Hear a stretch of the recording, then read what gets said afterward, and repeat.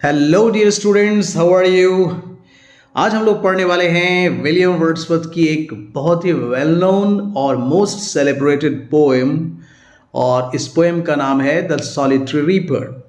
तो सबसे पहले विलियम वर्ड्सवर्थ के बारे में हम लोग जानते हैं। विलियम वर्ड्सवर्थ जो हैं वो एक one of the most renowned और इन्फ्लुएंशियल रोमांटिक पोइट्स में से एक हैं। उन्हें लेक पोइट भी कहा जाता है।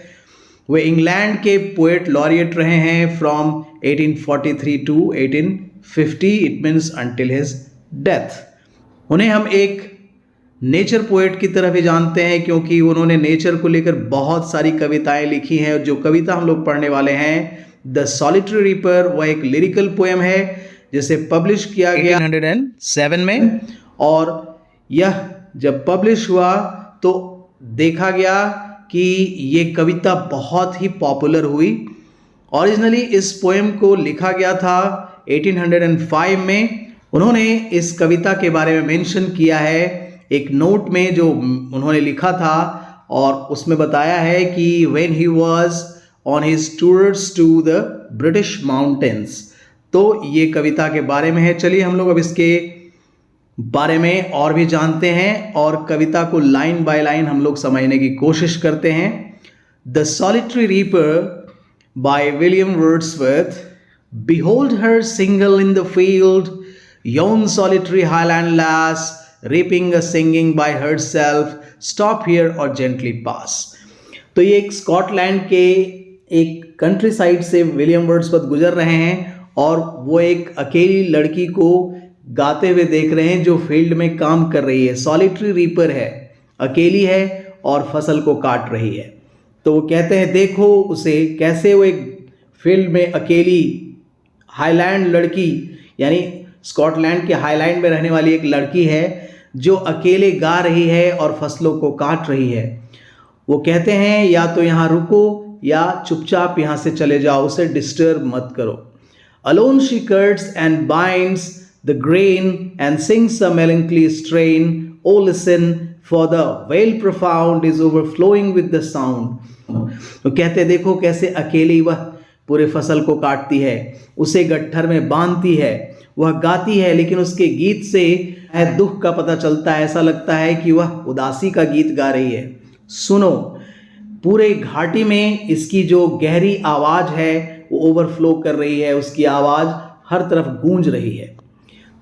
दूसरे स्टैंजा में कहते हैं no nightingale did ever chaunt more welcome notes to very bands of travellers in some shady haunt among Arabian sands. कि आज तक मैंने ऐसा गीत किसी नाइटिंगेल को गाते हुए नहीं सुना है। शायद अभी तक थके हुए यात्रियों के लिए जो अरबियन सैंड्स पे चलते हैं, जितने थक जाते हैं उनके लिए इतना मधुर गाना शायद कभी किसी नाइटिंगेल ने या किसी बैंड ने नहीं गाया होगा। A voice so thrilling never was heard in springtime from the cuckoo bird, breaking the silence of the seas among the farthest Hebrides। तो कहते हैं कि उसकी आवाज़ इतनी थ्रिलिंग है, ऐसी आवाज़ मैंने कभी भी नहीं सुनी है अपनी ज़िंदगी में।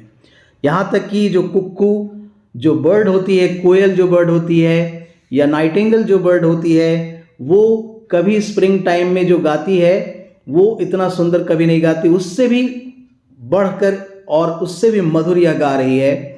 ऐसा लगता है कि समुद्र में जितने भी साइलेंस होती है उस साइलेंस को इसकी आवाज़ ब्रेक कर रही है, तोड़ रही है। एमंग द फारदेस्ट हेब्रिड्स, और जो हेब्रिड्स लैंड है वो दूर दूर तक इसकी आवाज़ से गूंज रहा है। ठीक है। थर्ड स्टैंजा में हम लोग आते हैं Will no one tell me what she sings? Perhaps the plaintive numbers flow for old unhappy far off things and battles long ago। क्या कोई मुझे बता पाएगा कि वो क्या गा रही है? यहाँ पर पोएट कहते हैं कि वो समझ नहीं पा रहे हैं क्योंकि वो स्कॉटिश डायलेक्ट में गा रही है और वो समझ नहीं पा रहे हैं कि वो क्या गा रही है। शायद उसके जीवन में जो अनेकों दुख रहे होंगे वो फ्लो हो रहे हैं उसके गाने में, वो सुनाई पड़ रहे हैं। चाहे वो पुराने और बहुत दुखद घटनाएं हैं जिसको वह कह रही है, या पहले कभी बैटल लड़ा गया होगा उसके बारे में वो गा रही होगी, और it is some more humbly familiar matter of today, या फिर दूसरी घटना हो सकती है जो आज की घटना हो सकती है, जो बहुत उसे दुखी कर चुकी है, उन बातों को वो गा रही है। सम नेचुरल सॉरो, लॉस और pain that has been and may be again, शायद उसके जीवन में जो नेचुरल दुख होता है सबके जीवन में, ऐसा लॉस रहा होगा, दर्द रहा होगा, या जो कुछ भी है शायद वह पुनः उसके पास लौट के आया है, जिसके बारे में हम सबों को सुना रही है। अगला स्टैंजा है, whatever the theme the maiden sang as if her song could have no ending. चाहे उसके गाने का जो भी थीम रहा हो, जो उसने गाया हो, मुझे समझ में आया नहीं आया, लेकिन as if her song could have no ending, ऐसा लगता है कि उसके गाने का कोई अंत नहीं है। I saw her singing at her work and over the sickle bending. I listened motionless and still and as I mounted up the hill. कहते हैं कि मैंने उसे गाते हुए देखा, उसे काम करते हुए देखा और गाते हुए देखा, और ऐसा लगता है मानो कि उसकी आवाज़ अभी तक मेरे कानों में गूंज रही है, जब तक कि मैं बहुत ऊंचे पहाड़ों पर चढ़ चुका हूँ, मैं ऊपर तक पहुँच चुका हूँ, लेकिन उसकी जो आवाज़ है अभी भी मेरे कानों में गूंज रही है। The music in my heart I bore, और उसका संगीत जो है वो मेरे हृदय में बस गया है। Long after it was heard no more, यहाँ तक कि मैं अब बहुत ऊपर जा चुका हूँ पर्वतों के ऊपर, उसकी आवाज़ सुनाई नहीं पड़ रही है, लेकिन उसकी जो आवाज़ है जो मैंने सुनी थी अभी भी मेरे कानों में गूंज रही है, मेरे हृदय में गूंज रही है। सो दिस वे सॉलिटरी पर के 4 स्टैंजाज हैं स्टूडेंट्स, आप समझ गए होंगे। इसमें जो पोएटिक डिवाइसेस का यूज़ किया गया है वो हम लोग डिस्कस कर लेते हैं। विलियम वर्ड्सवर्थ ने यहाँ स्ट्रेट फॉरवर्ड लैंग्वेज का यूज़ किया है। मीटर जो है वो बहुत ही नेचुरल है, और थीम जो है और इमेजरी है वो बहुत ही नेचुरल थीम और इमेजरी का यूज़ उन्होंने किया है। उन्होंने जो राइमिंग स्कीम यूज़ किया है वो A B C C D D का यूज़ किया है, और उन्होंने इसको बहुत ही ब्यूटीफुल तरीके से लिखा है। इनकी कविता में अपोस्ट्रॉफी का यूज़ किया गया है, मेटाफर है, सिंबॉलिक कंपैरिजन किया गया है, हाइपरबोल है जो एग्जेजरेशन को दिखाता है, जैसे नाइटिंगेल के सॉन्ग से भी ज़्यादा सुंदर और मधुर, तो ये सब हाइपरबोल का यूज़ है।